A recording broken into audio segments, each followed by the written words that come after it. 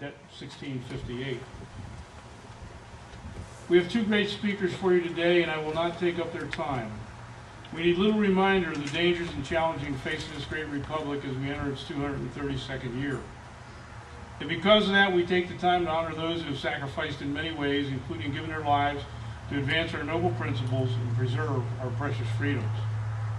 We know our state and the country faces issues in the equity and management of important issues like property tax and insurance, but these pale in comparison to the more strategic concerns associated with immigration, the global war on terror, and the ascending military powers of countries like Iran and China, whose intentions have either been boldly stated as hostile or must be assumed to be not in our best interest. As we seek wisdom, balance, and true leadership in this country, I would like to recall a couple quotes. The first is familiar to many of us and comes from President John F. Kennedy. Let every nation know, whether it wishes us well or ill, that we shall pay any price, bear any burden, meet any hardship, support any friend, oppose any foe, to assure the survival and success of liberty. The second is undoubtedly less well known but equally strategic and comes from noted author W.E.B. Du Bois. The cost of liberty is far less than the cost of repression. Let us consider those thoughts as we remember our fallen heroes. Please stand and respect our flag as Dunedin High School enabled leaders in Congress to draft legislation relating to both immigration and the war in Iraq. The Gus's time on this brief break is extremely busy, so we deeply appreciate him joining us this morning. A measure of respect and effectiveness in Congress is in committee assignments. Note Gus's numerous roles in your program. He is a senior freshman whip of the Republican Party. His other assignments include the House Committee on Veterans Affairs and its Subcommittee on Disability Assistance and Memorial Affairs, the Homeland Security Committee, as well as its Border, Maritime, and Global Counterterrorism Subcommittee, and the Transportation and Security and Infrastructure Protection Subcommittee. Impact, you bet. We're more than getting our money's worth from Gus. I am fortunate to serve on his local advisory committee as well as his local Veterans Affairs Committee. I can guarantee you a couple things. Gus listens. He passionately seeks to identify and do the right thing, not simply the most convenient or popular thing. He is a consensus builder who will work in a truly bipartisan manner without compromising core principles. And his positions and votes will be based on the long-term interests of this country and community, not the two-year carousel of preparing for the next election. Quite simply, he's a family man with values. Gus lives in Palm Harbor with his wife Ava and 4 sons, Michael, Teddy, Manuel, and Nicholas. Please welcome Congressman Bilirakis.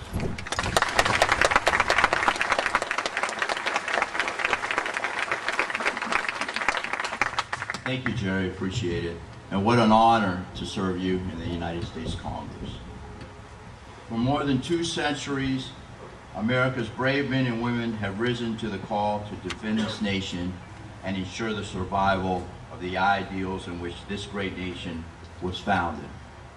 Whether it was the bloody fight for independence from an oppressive British monarchy, our very own civil war between the Union and the Confederacy, battling Nazi Germany on the shores of Normandy, or rooting out the Taliban and Al-Qaeda in Afghanistan, or Al-Qaeda, the extremists, the insurgency in Iraq. Many Americans have given the ultimate sacrifice to this great nation. In all, more than 1 million Americans have died in conflict. More than 140,000 citizens were taken as prisoners of war.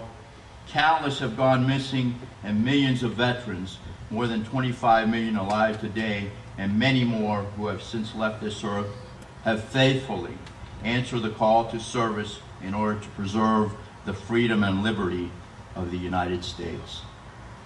Floridians have made a large sacrifice to preserve our nation's freedom.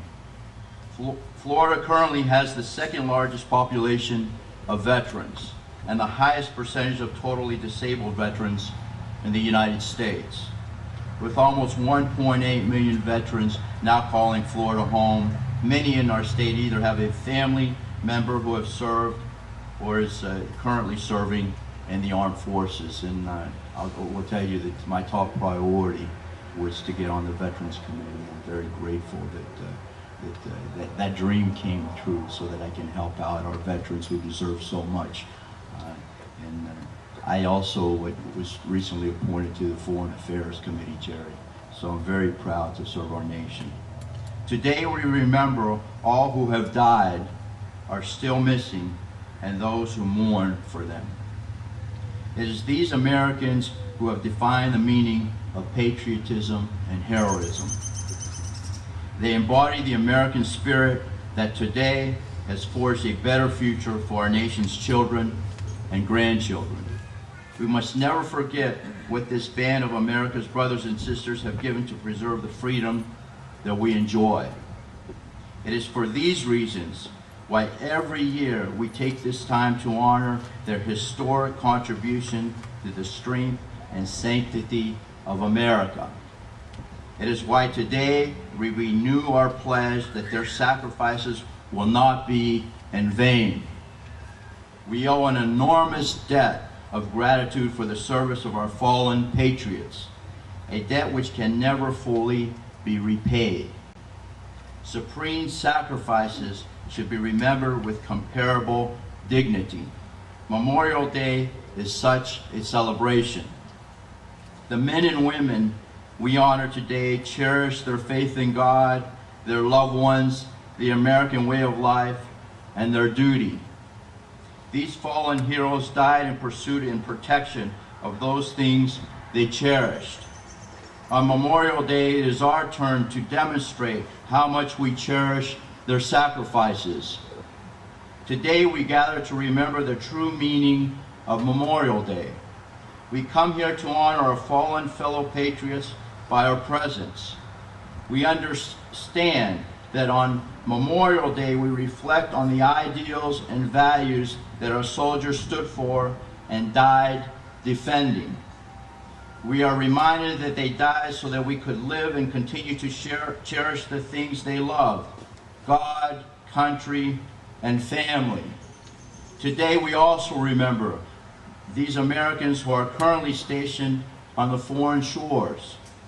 These soldiers, airmen, sailors, and Marines fight on the front lines of the global war on terrorism and to protect America's sovereign shores. Thousands of Florida's own active duty, reserve, and Naval Guard military personnel are working with the fledgling democracies of Iraq and Afghanistan to restore civil order, provide critical humanitarian aid, and preserve freedom. Others are helping to ensure peace on the Korean Peninsula and stabilize volatile regions like the Balkans. These brave soldiers remain in our thoughts and prayers. May God bless them on successfully completing their missions and for their safe eventual homecoming to their families and loved ones. As I leave you this Memorial Day, I ask each of you to remember and hold dear the sweat, blood, and tears of our men and women in the armed forces. Their struggle and sacrifices allowed us to stand here today, free. God bless America. Thank you so much.